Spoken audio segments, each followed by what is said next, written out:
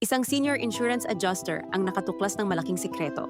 Ang kaniyang kumpanya ay sadyang tumatanggi sa mga lehitimong insurance claims mula sa mga pamilyang nasalanta ng bagyo. Ginagamit nila ang mga peking engineering reports para hindi magbayad. Libu-libong pamilya ang naging walang tahanan habang ang mga executives ay kumikita ng milyon-milyon. May utang siyang $300,000 dahil sa cancer treatment ng asawa niya. Inaalok siya ng $200,000 na promotion para mamuno sa fraudulent scheme na ito. Pero tumanggi siya. Sa halip, nagsimula siyang mag-document ng mga ebidensya ng fraud.